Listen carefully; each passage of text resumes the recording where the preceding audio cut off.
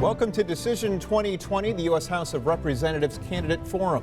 This is an opportunity for voters to hear directly from the candidates. Today, we turn our attention to the U.S. House of Representatives race in Michigan's 2nd Congressional District, where Republican incumbent U.S. Representative Bill Huizenga faces Democratic challenger Reverend Brian Berghoff, Libertarian Max Rixey, and Green Party candidate Jean-Michel Creviere. Taxpayer Party candidate Gerald Van Sickle has politely declined our invitation. We continue Decision 2020, the U.S. House of Representatives Candidate Forum for Michigan's 2nd Congressional District. Today's forum was recorded Wednesday, October 7th, from the studios of the Meijer Public Broadcast Center at Grand Valley State University. Joining us now is Green Party candidate Jean-Michel Creviere from Holland. Thank you for being here. Thank you so much for having me here today, Patrick. It's our pleasure. It's our pleasure. Could you tell us a little bit about yourself and why it is that you want to serve in Congress? Why it's so important to you? Yeah, if I could start with my name, possibly. My name is Jean-Michel Creviere. Like my grandfather used to say, it's like Paul Revere with a C.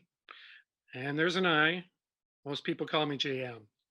So I'm the Green Party nominee running against a climate change denier is basically what it comes down to for me.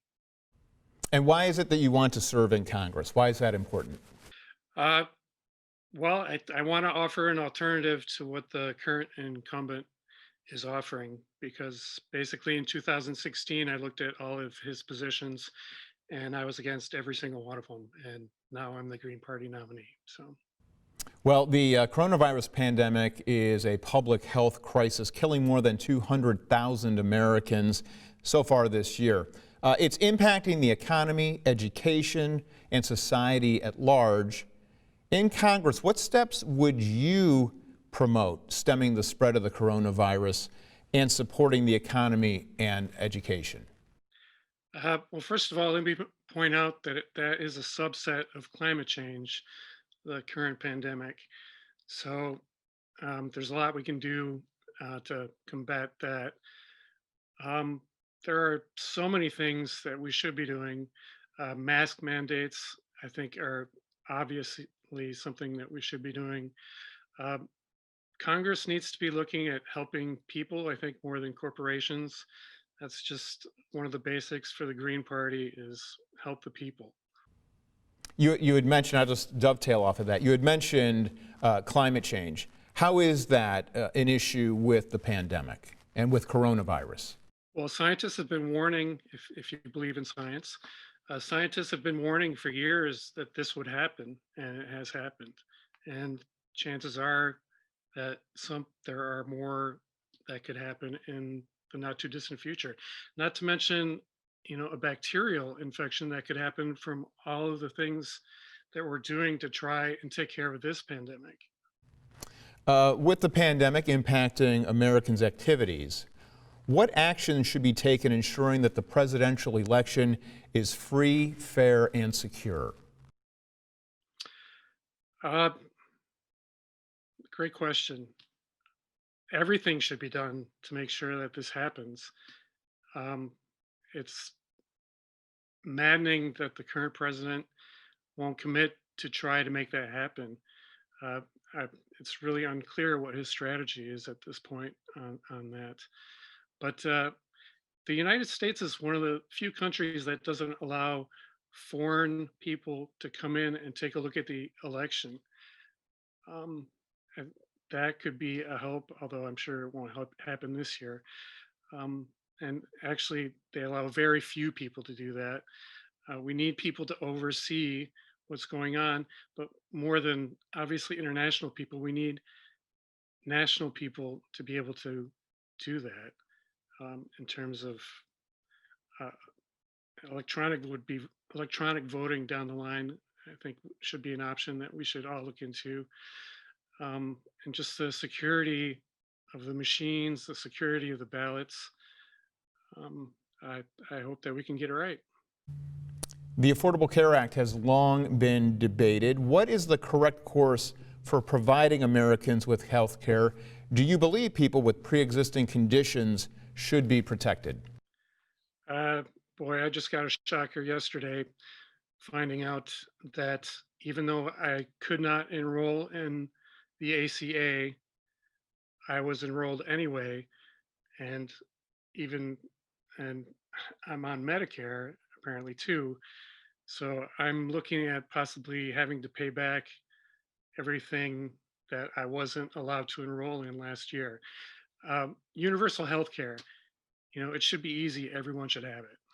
The Affordable Care Act, we just covered that. President Donald Trump has made a point to renegotiate trade deals. Some of the negotiating tactics include enacting tariffs. In your opinion, is the overall plan working? What job creation strategy or strategies do you support? I don't believe it's working. Um, I don't believe our president is able to speak with leaders of other nations and get any meaningful progress done on this. He only sees it his way. The Green New Deal here is an obvious way that we could pump up the economy and help the people. For anyone not familiar with the Green New Deal, what are some of the details? Yes, great question. Uh, because the Green New Deal is not anything like the Green New Deal being proposed by the Democrats. 20 years ago, Howie Hawkins proposed the Green New Deal, um, which is much more vast and much more sweeping than anything the Democrats have to offer. And on this point, uh, the energy bill that Democrats offered uh, in the last administration came out to about $5 billion, and we're subsidizing fossil fuel companies to the tune of $650 billion. That just made absolutely no sense to me. How will you address racial injustice and police brutality? Well, the Green Party, one of the pillars is social justice. Uh, I think the biggest thing for me is to demilitarize the police. A lot of people are speaking about defunding, but I think demilitarizing should be the first step. We shouldn't have a standing army invading our own country. From cyber interference in democratic elections to the proliferation of nuclear weapons, what defense and national security measures are necessary for dealing with emboldened world leaders and terrorists who are targeting the United States? Cybersecurity is a big issue. I'm sure everything is being done. I have no idea what is being done on that level, so I can't really comment. That is something I would really like to know and will be important to the future of this country. How will you deal with special interest groups influencing policy in Washington? Well, how the Green Party deals with it is that we don't accept PAC money, um, and we are very much grassroots. So we're trying to listen to the people.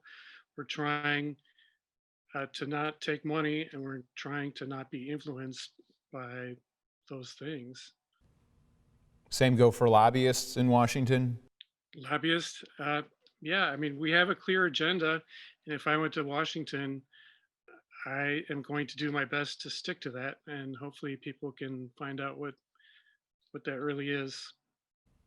Uh, Green Party, here's a question for you. Do you believe humans are significantly contributing to climate change? Yes. And how so? What are humans doing that are? Okay, climatestick.org if you'd like to get some more information on what we've done to the planet.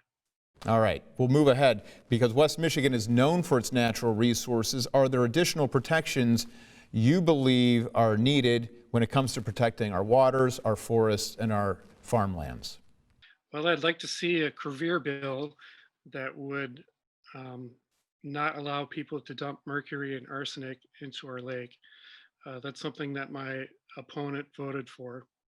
And everyone in District 2 gets their water from Lake Michigan, except for Hastings. So I think that's something that we could all agree on. And that goes for protecting groundwater as well. Groundwater, PFAS, there's so much to do here. All right. Under what dire circumstance or government necessity would you be willing to support a tax increase? I would support a tax increase, especially on corporations. We need some income. A lot of people wonder how the Green New Deal would happen. They see it as a pie in the sky kind of idea.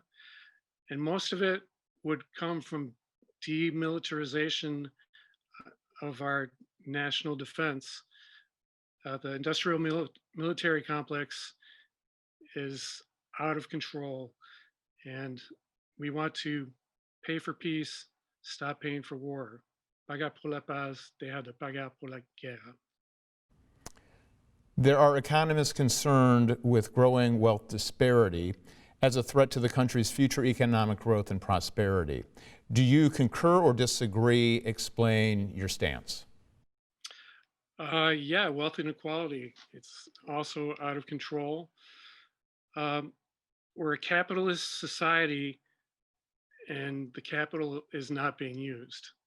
It's just being hoarded, and that does no one any good. So let's put it back into the system. Let's get it working. Let's make capitalism work like it's supposed to. Do you believe the nation should invest in alternative energy or rely on fossil fuels, securing energy independence? No fracking, no fossil fuels. Obviously, the Green New Deal. This is where we will make the most headway. Last question. Is there a moral or personal issue you support that is in opposition to your party's ideology? What is it, and why do you strongly adhere to your belief? Actually, one of the reasons I joined the Green Party was because I could adhere to the platform and the pillars and the key values. It's difficult for me to find something that I don't agree with on the Green Party platform. There are some things that I maybe think a little bit differently. I know we've talked about reparations, for instance, and I'm all for looking into that. I think it's a very important issue. I'm not sure how that would work, and I'm not sure anybody else does either, but I think it's something we should look into. Green Party candidate Jean-Michel Creviere from Holland, thank you so much for joining us. And thank you for joining us for this Decision 2020. For additional content, you can log on at WGVU.org. From all of us here at WGVU, we thank you for tuning in.